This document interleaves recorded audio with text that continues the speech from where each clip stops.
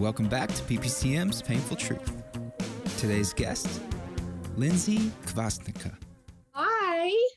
Hi. So nice to connect with you. I'm sorry it took a hot minute. I know. So Lindsey, we both have the same name. I love it. I know. I know. So why don't you introduce yourself and where you are in the States, and how old were you when you were first diagnosed peripartum cardiomyopathy, PPCM? So, again, my name is Lindsey. I live in Salt Lake City, Utah. I was actually only diagnosed 5 months ago with PPCM. I actually had to fight for my diagnosis. I knew something was wrong after I had my son. Mm-hmm. And people were like, oh, you have anxiety, you have this, you have that. And I'm like, no, something's wrong. I remember waking up one night and I felt like I was like having the world's worst panic attack. And I'm like, I'm not nervous or anxious about anything. Like, why is this happening? For me, it's been a really difficult diagnosis because I don't feel like people really get it. That's very common. Everything that you're saying is actually extremely common.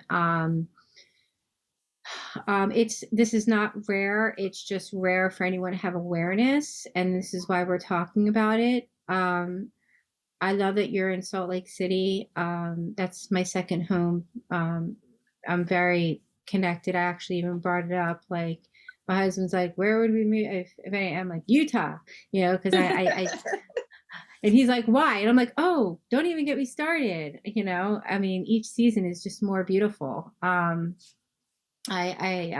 father was the president of a resort, Deer Valley Lodging, Trails End, for over 28 years. So it's my second home. I love it. The thing is that when it comes to being diagnosed with this disease, because no one's ever heard of it, that doesn't mean that it's not common. Hold on 1 second, please. So when we're diagnosed with this disease, it is definitely pulling the rug out from underneath us. And it is a conversation that I always say, we are definitely having it for the first time, but women have been giving birth since the beginning of time. So it should be an ancient conversation. And because once the medical community or once the birthing professional or the birth keeper is informed for the last 30 some odd years that this has been known, nobody's really kind of stepped up for women's heart health pregnancy. It is a pregnancy-induced heart failure. You're fine until you're not fine. It's also a young, healthy woman's disease. So, it's not a heart disease. The heart is affected because women are not treated when you start feeling that anxiety. The issue that I had and have, and with other women, and that we all are not alone in this, is that when we were suffering during this and not taken seriously with our symptoms, it's we are told that it's anxiety, but in fact, it's heart failure. And then when we live this, we're not having heart failure, we're actually having anxiety, which can't cause heart failure. So it's a mental struggle with trying to understand this disease and understand that when you survive this, you can live a very, very long life. But then there's the balance between the brain and the heart, because when you're feeling the peripartum cardiomyopathy depression, as one of our fellow heart sisters always says, that she just believes that, I believe in advocacy with the mind, because the mind can also heal the heart, but it can also make the heart more sick and stress it out. So there is a balance between that with this disease. And I struggled with that. I am not ashamed of, non-addictive medications that help me through my night terrors, that help me get through going through something like this. I think it's How old is crazy your that big? you speak about night terrors. Like that's like my biggest thing. I wake up in the middle of the night, like gasping for breath Right. because I feel like my Yes. heart has like stopped and I'm not alive. And I try and explain it to people and they're like, what the hell is wrong with you? Like, No, I suffered traumatically from night terrors. So yeah, what happens is that we have subconscious major anxiety, major post-traumatic stress. And so when we're sleeping, you know, everything that we're trying to push when we're awake and get through has to somehow come and, it needs to process what happened. And so, yes, I had cardiac death 3 months after giving birth to my son. So I was having suffocation issues during my sleep, like where I would wake up and my heart would literally be pounding and I'd be grasping for that air, or I couldn't get that deep, satisfying breath and I would have my mouth open and I'm trying to get that breath. So then I explained it to my psychologist, which is the only doctor that can prescribe you medication, not your internal medicine doctor, not your primary doctor. There's only one doctor that can prescribe that to you. So the woman that I went to, Dr. Ream at UCLA in psychology, she was fabulous. She is very aware of PPCM, and she was aware of the disease, and it was really refreshing because I can't find an obstetrician, anyone that in the entire United States of America, in over 2,000 doctors that have any awareness. But anyway, so you're not alone in that either, because just because nobody's heard of it, that doesn't mean it's not real and very common. It's not rare. It's just rarely diagnosed because we have zero diagnosis in gynecology, zero. So any statistics is actually, not real, because what are you basing it off of? Okay, what we know or what we don't know. So, there is a, when you learn about how important like night terrors are, it can be very scary. And I understand that because I went through it for a very long time. My night terror started, I think, after when my mom passed away, because she got walking pneumonia due to me having such a hard time and with PPCM. I'm so sorry. So yeah, and then my dad 18 months later. So I was having a lot of trauma, and my doctor referred me to trazodone, which is a non-addictive medication that it's been a miracle to me. I mean, I'm on 100 milligrams. Some people are like, oh my gosh, how can you be on that much? You have to work with it. I take it at 8 o'clock with my son. I read him stories, whatever, go to bed. I either lie with him and go back in my bed, or I go in my bed. But as soon as I take it, lights out. I go to sleep and I do not wake up with night terrors, and I'm very refreshed when I wake up. And that is the short term. That is the quick fix right there. The long-term quick fix, I went on Zoloft, and it took me 8 months, and I would take like a crumb, because I know mental health. I know how to, gradually every 2 to 3 weeks up a little bit. And I knew that it would take me to get to 100 milligrams at least 8 months to 12 months. Once you hit a year on Zoloft, you really start to see your old self again. It's a balance. we all have fluid in the brain.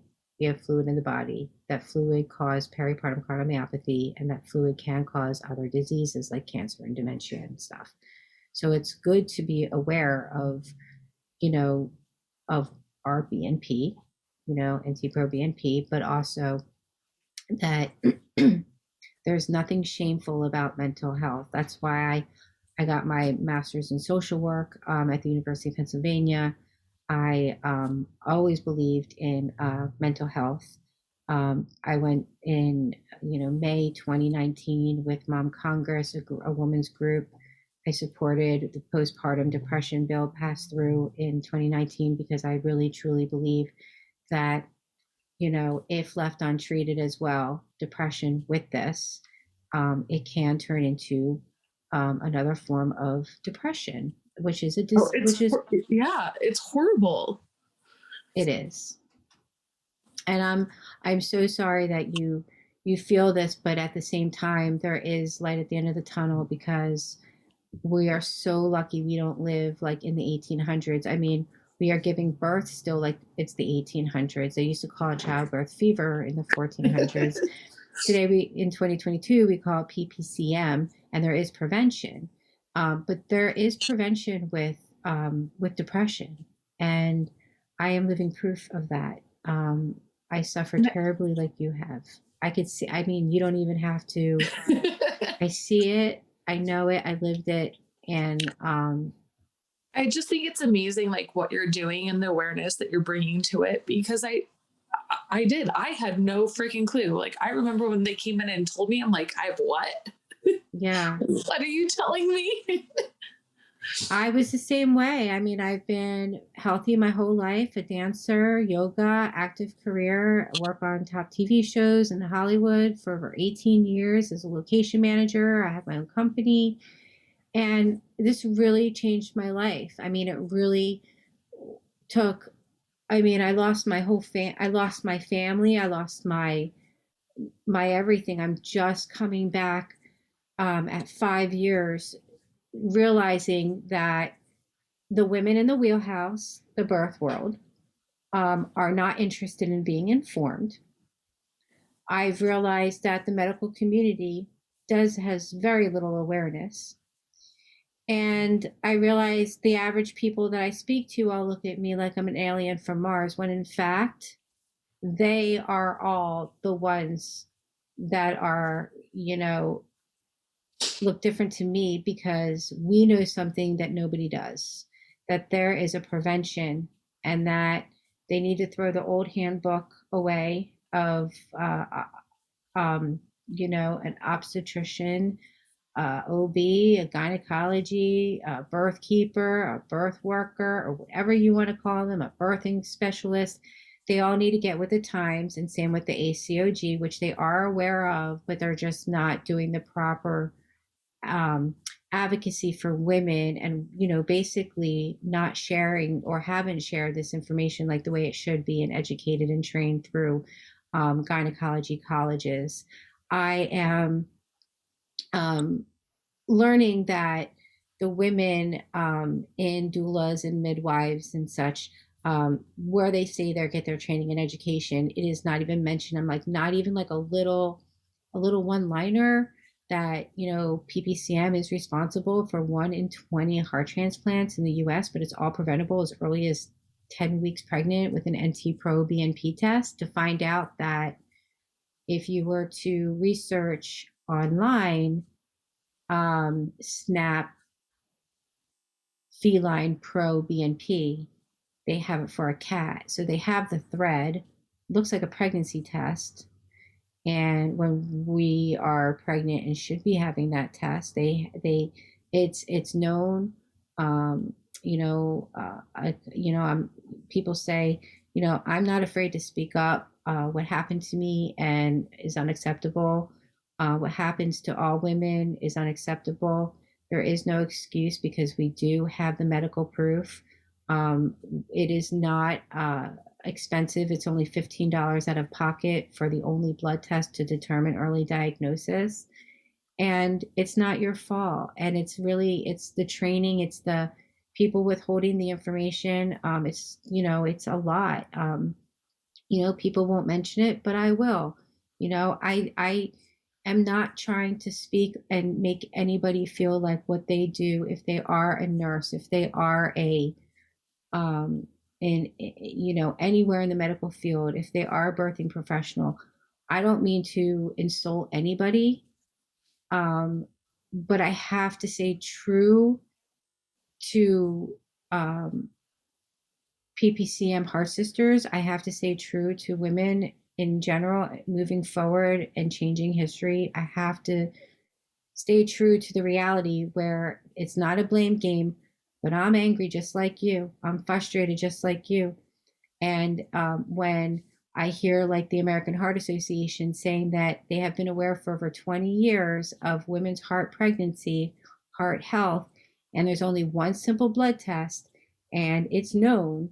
It's just that women don't know to ask for it. Doctors don't give it because it's not mandatory.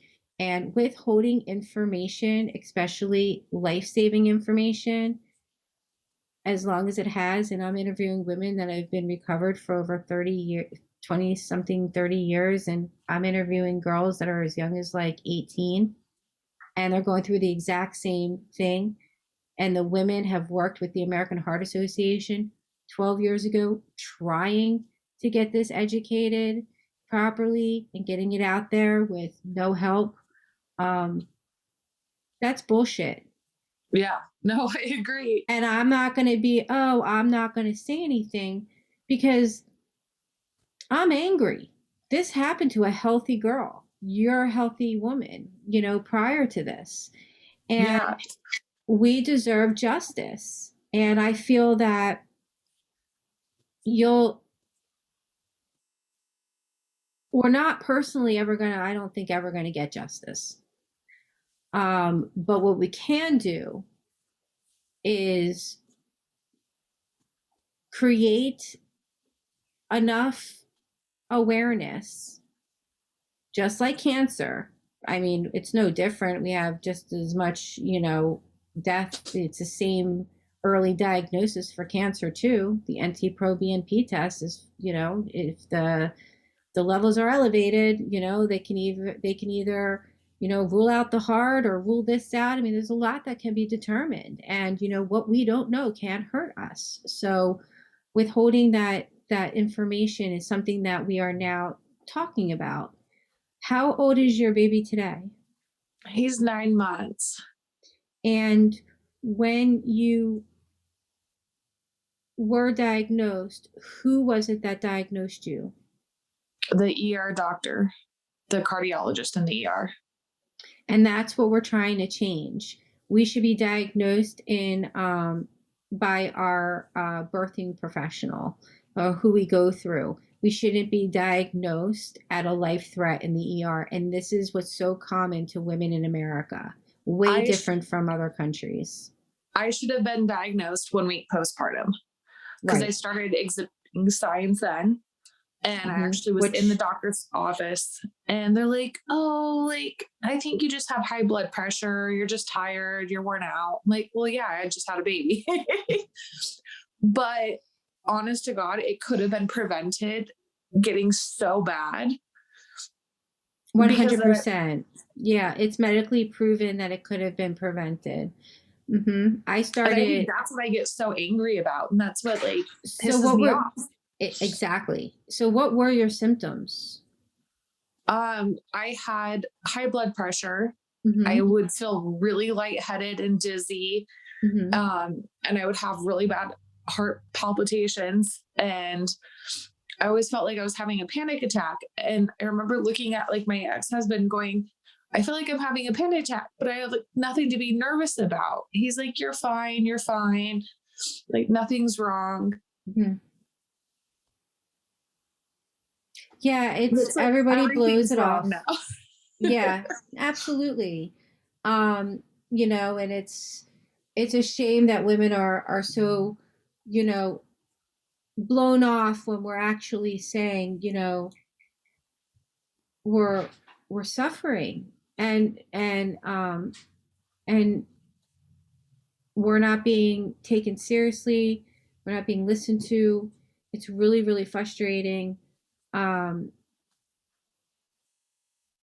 now that, at this point, when you were diagnosed in the ER, did you have cardiac? Did they save you? How did they treat you?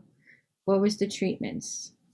I was Remember? admitted for 3 days and put on like liquid or Lasix.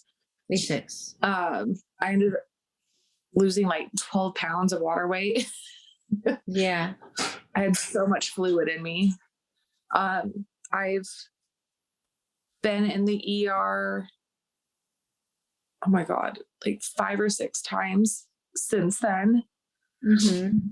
I was actually you can include photos if you have any. I always say when you see me, people are like, can't even recognize me.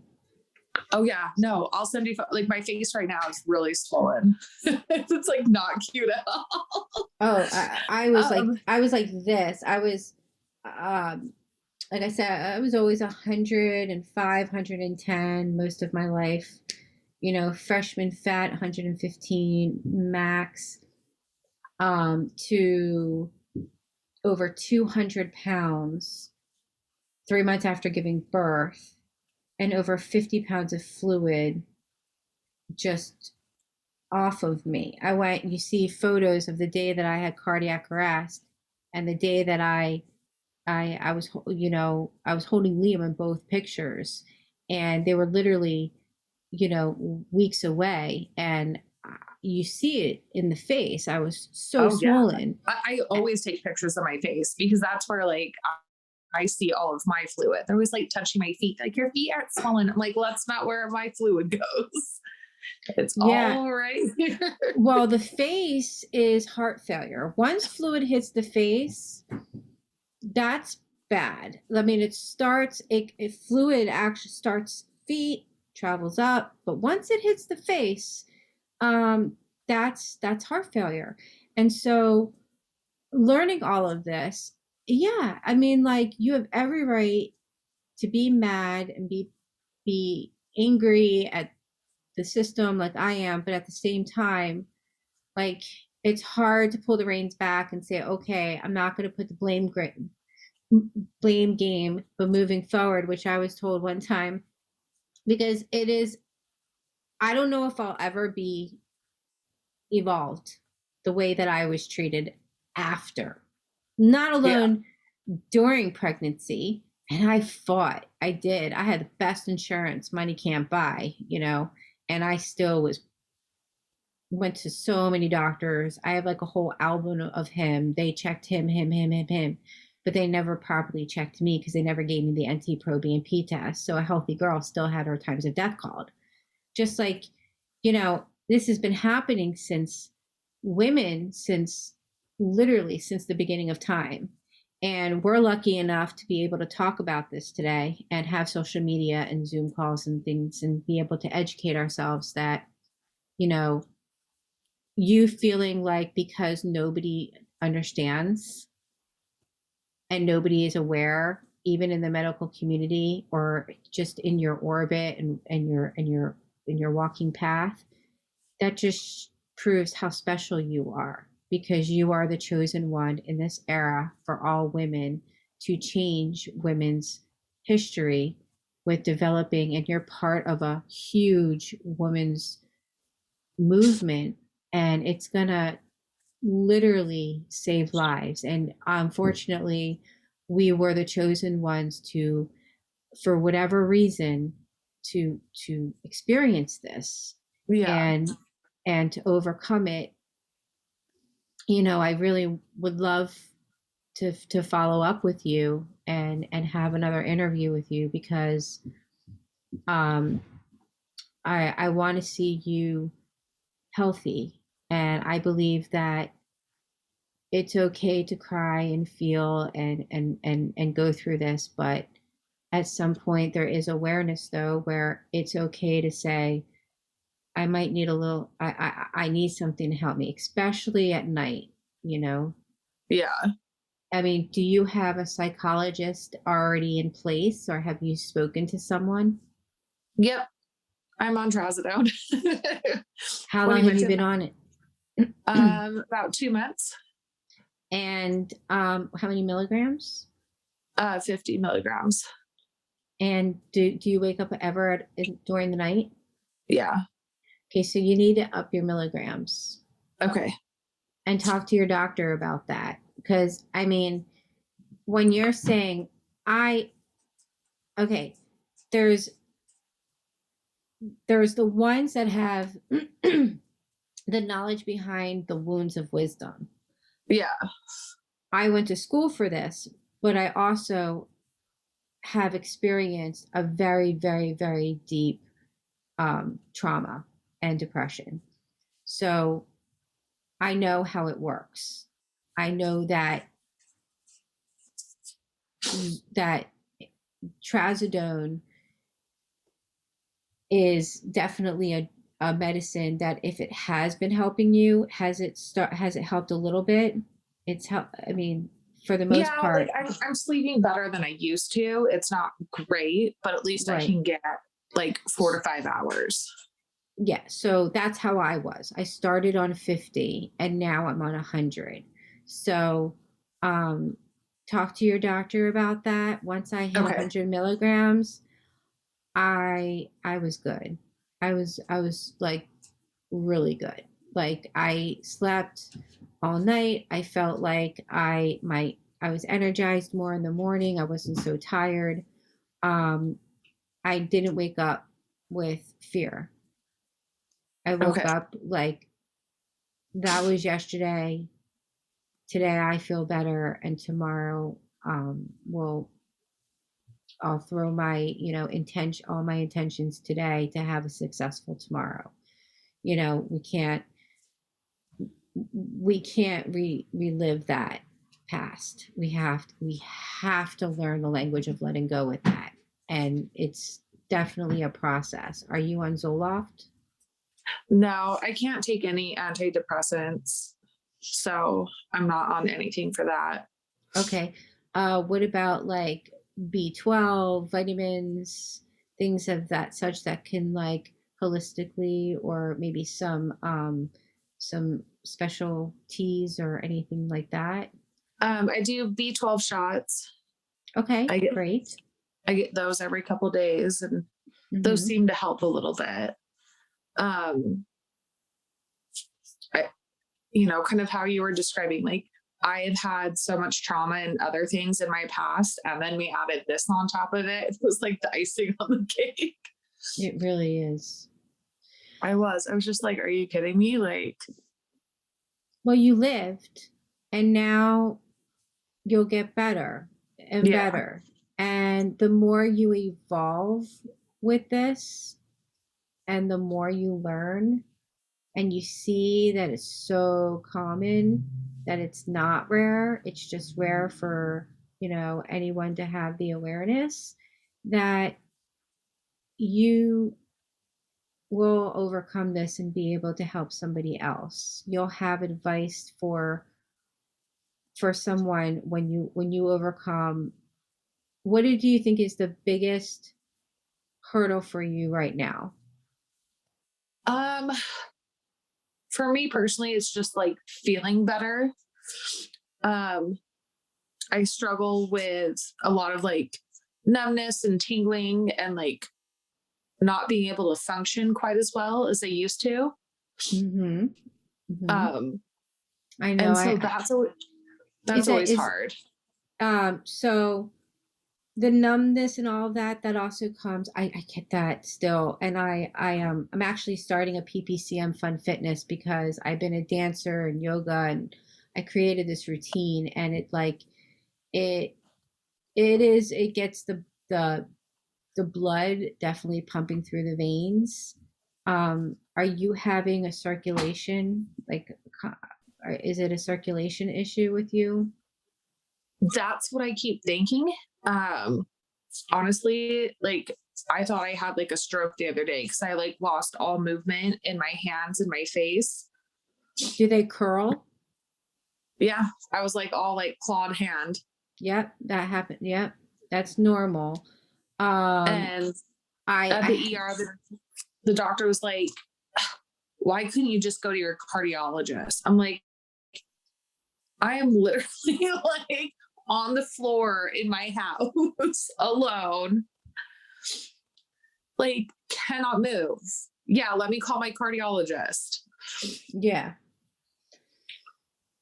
Well, we obviously know that a lot of doctors also like to push a patient onto others, and that I have documented a lot.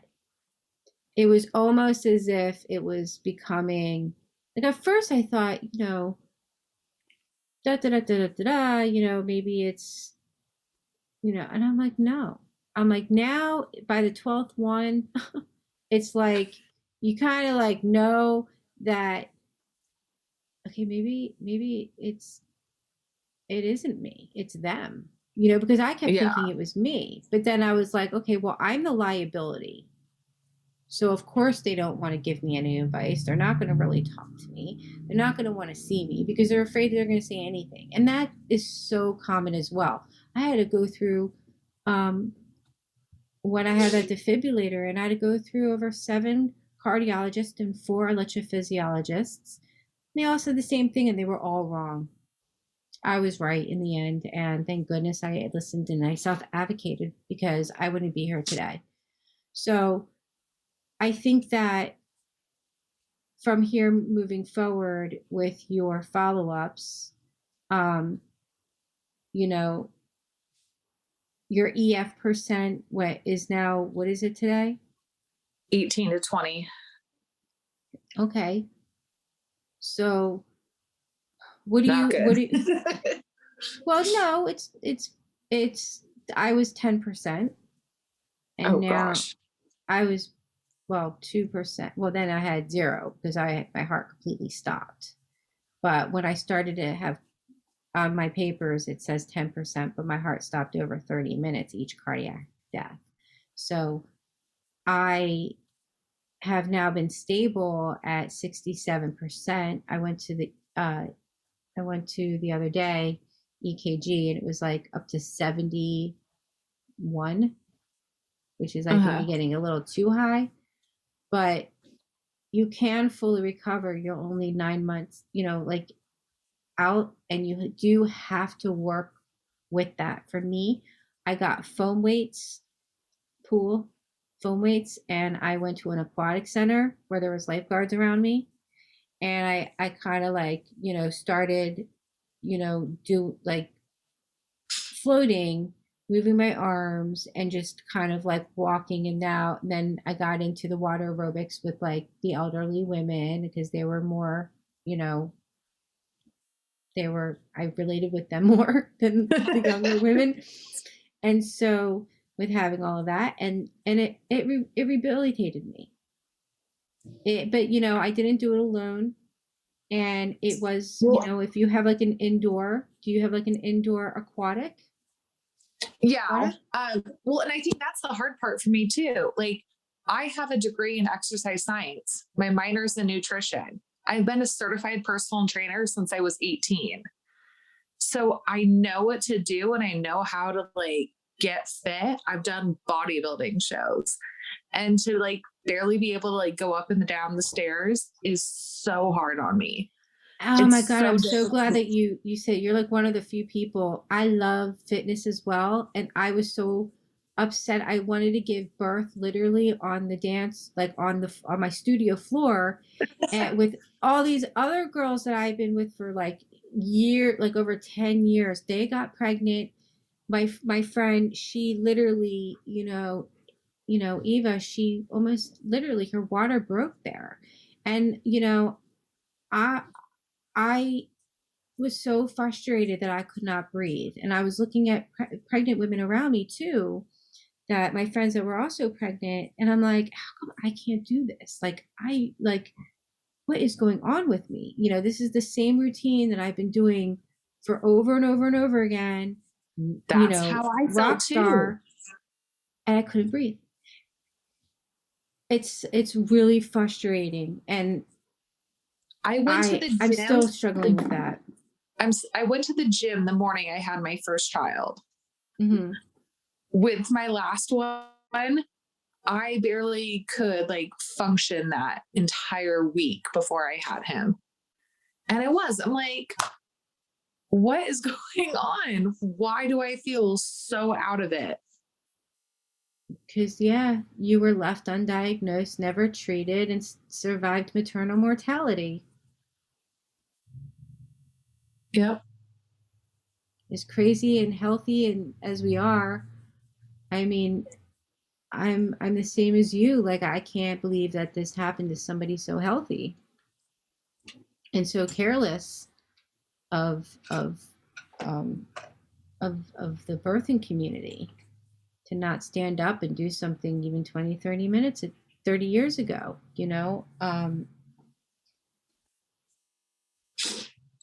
Well, we were lucky. Mm-hmm. I think what you said was like powerful. Like sharing our like story and sharing our message is so important. I shared like the 9 months in, 9 months out photo. And one of my girlfriends from high school commented on it. And she's like, thank you so much for sharing your story. I would have never heard of PPCM if you had not posted about it. And I'm like, you are so welcome. I'm sorry you have to share kind of in my bad misery, but I'm glad that someone like heard it and like sees that this needs to be talked about. Absolutely. And I feel like, there's so many people that don't comment and you think that they're not listening. I always felt like I was falling on deaf ears because I've been kind of screaming from the rooftops now for almost 5 years. Yeah. And I had to grieve. I had to go through my issues and grieve my mom's passing and my dad's passing, and reliving my new awful nightmare reality on a daily basis while nobody had any clue what the hell was going on or what I was saying. And so I didn't get very support through this, unfortunately. Um, Nobody, my husband has been the biggest supporter. He was also the one that saved my life. Um, um, I remember uh, my husband's father's wife. She's my mother-in-law as well. She helped me tremendously. She was like my number one earth angel when I came out of this, with Liam, my son, helping us just with food and diapers and things of such. Like, I couldn't breast, I was in a coma. Like, it was just awful. So there's just, there are support people, but who we hope to support are friends and some families and things and such. And my sister, she came to the birth, and my mom, my dad, and they were not well. But it was like, it's almost to the point where it does affect like the whole family. And that once I was able to grieve and kind of like cope and realize that nobody's really going to listen, because they didn't listen to me when I was pregnant, and all these girls are talking and no one's really listening. And when I mean like listen, I mean create change. I mean, approve the new standards for raising the care and treatment for all pregnancies with the NT-proBNP test and EKG, and seeing a chest x-ray before or during pregnancy and after pregnancy, most definitely, since it peaks after giving birth. And following up from then on. I feel like if that girl Leah, if she didn't die at Cedars-Sinai recently, at November 21st, 2021, this past November, at the same hospital that I went through, and how I was dismissed after, even more so than during pregnancy, I just felt like this needs to stop. And I don't know if women are going to get on board with wanting to be informed, especially in the pregnancy wheelhouse birthing world, until it is standard and mandatory. These conversations do need to be had. I've had women and friends from that I went to high school with that have also, she just knew I wasn't right. I'll never forget. Her name is Adrienne Helford. She would never, like, I've known her in high school, and she mentioned something to me during my pregnancy. I remember that, and she was, there was a few people that asked me how I was, but not many people really showed up. And then I thought, well, maybe I'm falling on deaf ears, until I started getting messages saying, I remember hearing something from you about this test, and if it wasn't for you, my daughter wouldn't be here today. And you saved her with educating us with this test. And she is in fact PPCM, but she's just, we caught it early, and, everything was fine. And it is true, when you do catch it early, everything is fine. It's when you're not treated, left undiagnosed until suffocation, that's bad. And your heart is suffering. And, shame on the system for not bringing the awareness a lot sooner, and for the survivors to bring the awareness when they have been aware. It doesn't fall on deaf ears. And even if one woman listens for her daughter, or a woman listens for herself while she's pregnant and trying to advocate for herself, and it saves one woman even in 5 years, then that was my purpose, to do this. I believe that together, all women that are speaking up are part of something bigger than ourselves. Goes beyond women's rights. This goes for family rights. This goes for changing history, only because it's proven and there's prevention medically. If there was no prevention and there was no medical proof, we wouldn't be talking right now. And so, heart failure, not COVID. No, right? I just had to tell that to someone today when I was coughing. They're like, what's wrong? I'm like, my heart. It doesn't work. Whatever. It's the same. It's like the same symptoms, but right. We can't win. I just feel that in the end, we will win. We will get justice on this if all of us together show that it's common, and that early diagnosis is the prevention for getting this disease. The disease, there are signs, there are symptoms. You cure the condition, you cure the symptom. If you don't cure the condition, the symptoms will be death. So unless there's actual real advocacy from the obstetricians, OB, gynecology, birth keepers, birth workers, midwives, doulas, pregnancy specialists, anybody that even is surrounding the field of pregnancy, needs to stop looking at this information as fearful and start looking at it as educational. I'd rather have the simple blood test that costs $15 and the awareness prevention than have the disease and die. I agree. Or possibly my baby die, or your baby die, or the next baby that's being born. There needs to be real change. Other than, how has this affected you, other than like fitness and your fitness routine? it put a huge strain on my marriage. Like, I'm going through a divorce right now too, on top of everything else.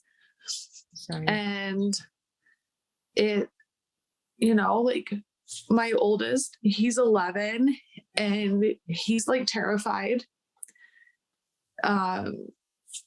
He's very scared that like something's going to happen to me. Yeah. And I don't want to put that on him. I don't want him to like see me like down and out. You know what? I've had so many ambulance rides and so many ER visits in the last few months. He's like terrified. And that breaks my heart for him because he shouldn't be scared. Like his mom's going to have something happen. Yeah. So it just, I don't think people realize, like, and you mentioned it, like the toll it takes on you mentally. Like, screw it. I'll deal with the physical stuff. I'll deal with the fact that I can't walk up and down stairs, but like the mental, it's like debilitating at points. It is. It's paralyzing. I understand. I understand completely. Like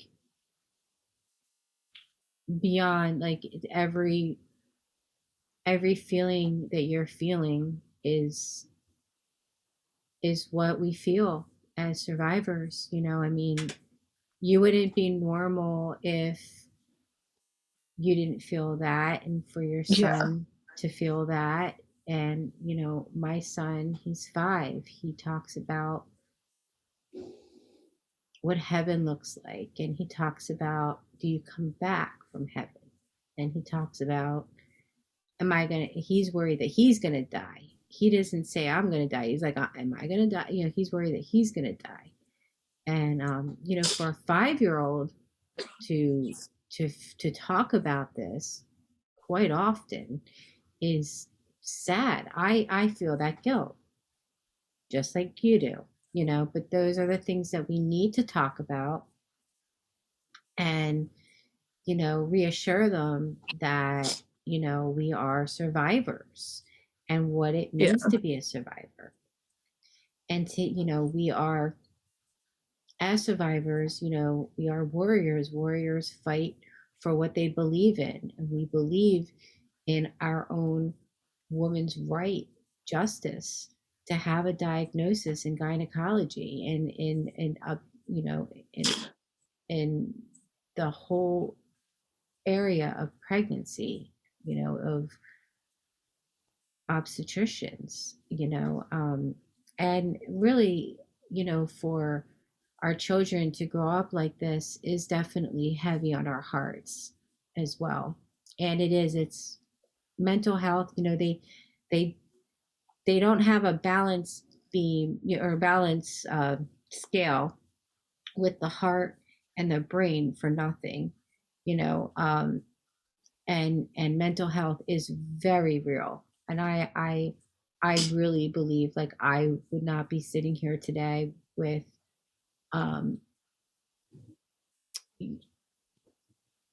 having thicker skin, having, you know, the mental energy and capacity to talk to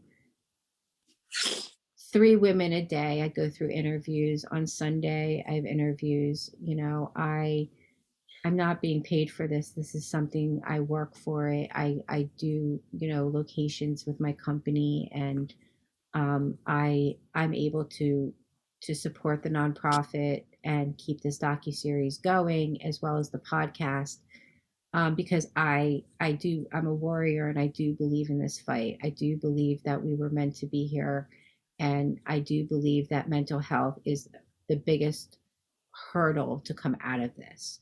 Once you're diagnosed with this disease, it's like you said, the physical, we can get through it, right? We know what to do. we're both like nutritionists, health, like fitness, very educated and trained in this area. That's not our issue. Our issue is mental health. I don't think that I would be here today talking if I didn't go through my 12 months of Zoloft, period. I would not. I would not. I was paralyzed. 12, 12 months ago today, I would, if you even said I would have a docu-series and able to talk to other women about this, I would say, no way. Because I didn't have it in me to give myself to others because I was not okay at all. At all. But the Zoloft over time just helped. It took all that sadness and that fear and you know, that clouds, like as we say, like, you know, we have perceptions and illusions that are clouded by fear and stress. And when that is removed out of your body and you start putting that energy and feelings into other things that are, you know, turning lemon into lemonade, or focusing on our babies and our children and being present in the moment, it was really hard for me to be present and happy in the moment. Now I can say I'm a different person, and I know it wasn't because I am a strong woman and I can do it myself. And, you know, I picked up myself up by myself. No, I'm sorry, I can't say that. It had to take Zoloft for me. It's not for everybody, but Yeah.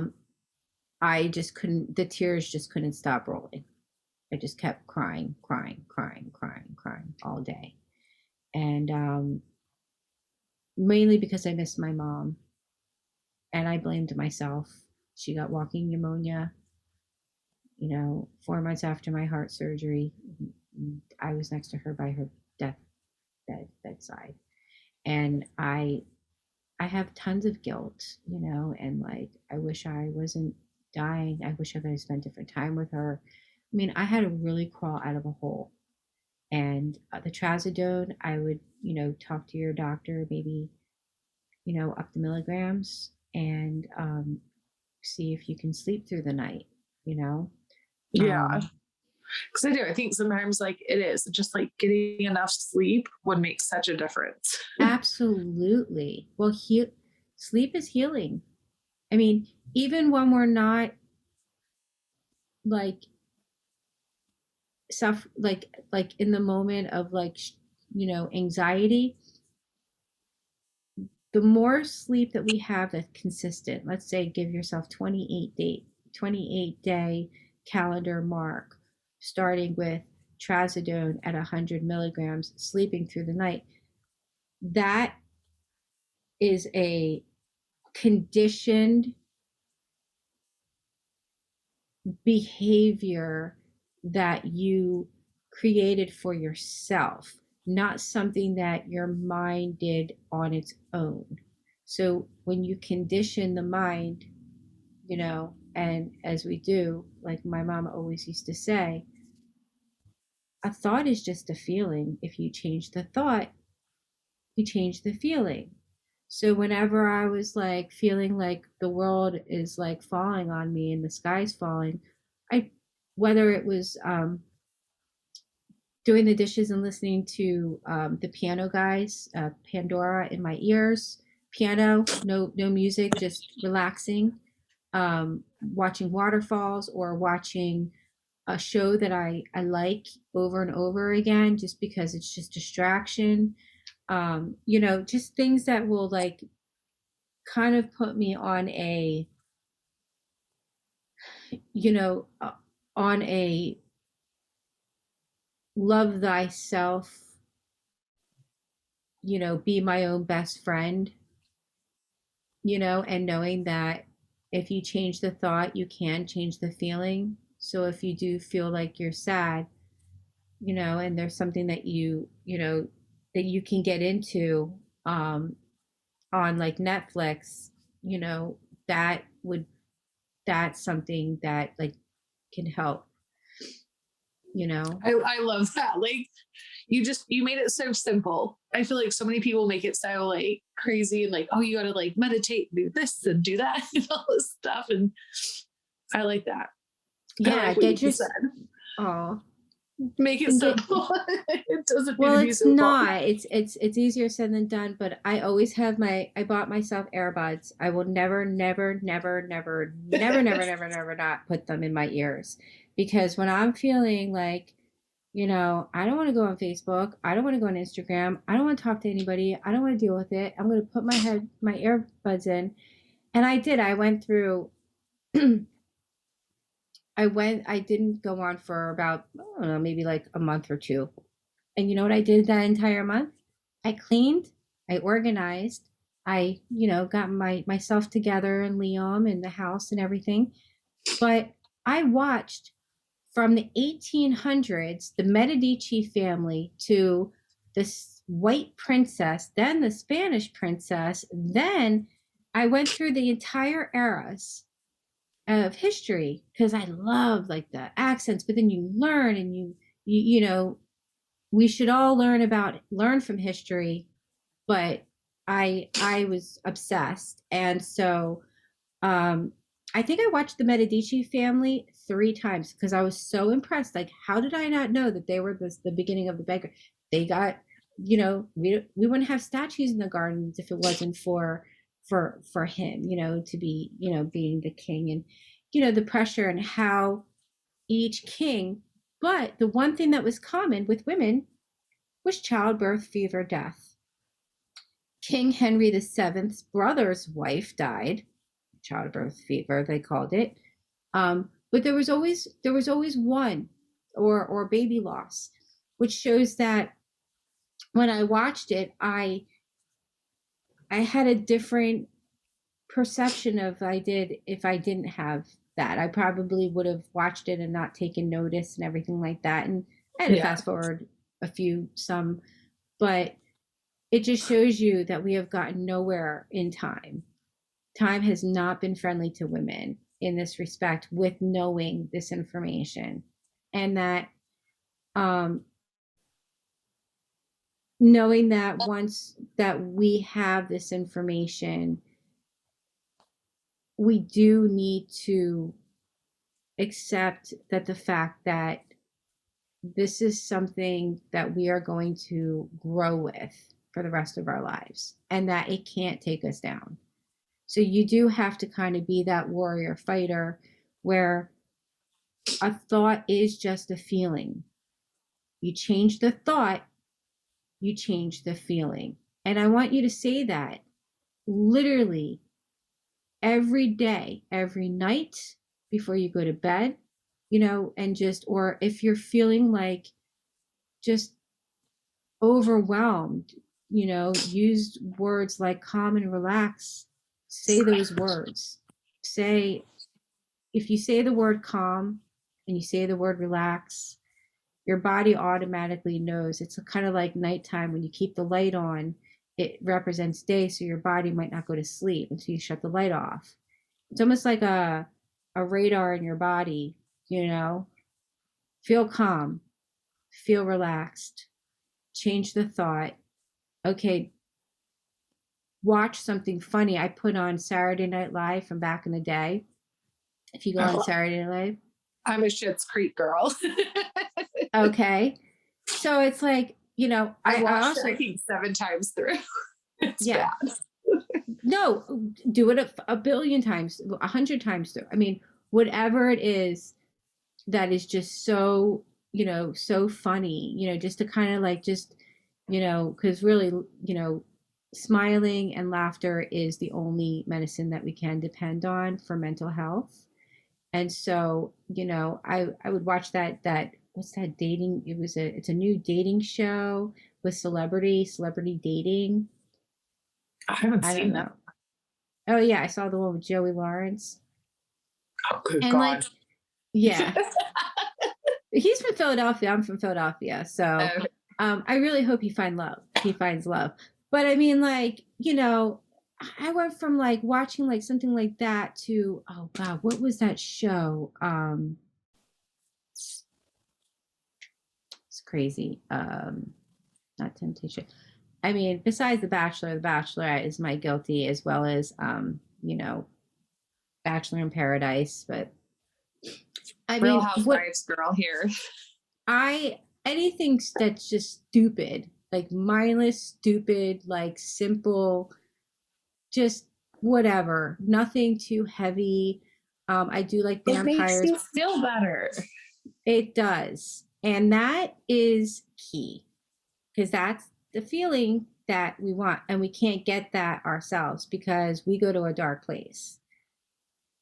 And that's like, I literally have to have something going on around, because if I don't, my mind goes in a place where I can affect the family.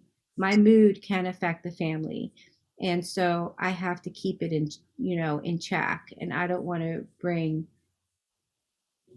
I don't want those precious moments, all we can do is create memories. That's all we have is memories. And if we create sadness as our memories, then that's just not okay. Even though we're allowed to feel sad. I mean, I cry in the shower like probably every day, for, my parents, for what happened, the guilt. But then when I get out, I'm like, okay, time to snap it back, and that's a lot of conditioning. That's not something that just happens. That's something that really does take time enough. Yeah, like the butterfly, the caterpillar, like, is, when it's a caterpillar, when it's a cocoon, it's like give. When it's a caterpillar, it's like yourself. And when it's a butterfly, it's like time. Like, give yourself time for you to, like, metamorphose into something a little different than, not before you were pregnant. Now you're somebody else, and now you are completely somebody that you never thought that you would ever be experiencing. And if sorry, I do have to run in just a minute. I apologize. That's okay. I think we went way over time, but you know what, I don't mind. I had a cancellation, and my son is being a good boy in his room while I'm talking to you. You seriously, like, made my whole day, like, just to hear someone else's story and to be able to connect with someone in regards to it. Like I said, I think what you're doing is absolutely amazing, and thank you for doing that. Well, you're welcome. You have every right to have a voice, and your voice is definitely very powerful. I'm listening. Others are listening. This will definitely, resonate to somebody, and hopefully save somebody with, other awareness. And I'm always a phone call away. If you ever need a brainstorm, or if you have a question, or if you just feel like nobody's like kind of like really connecting with you in a way that you need to be connected with, then just just reach out to me and just call me. I'm around, as well as the nonprofit. Okay. So awesome. You're the best. You are too, and you're a miracle. So I appreciate you for showing up, and let me know how it goes.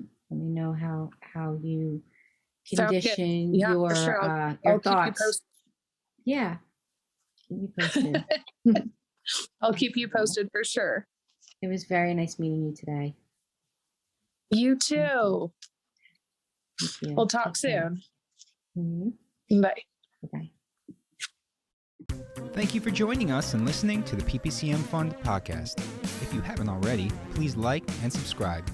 PPCM's Painful Truth is made possible through the generous support of donors like you. Help us spread the awareness by donating at ppcmfund.com or click the link below to become a member through Ko-fi. Have a great day.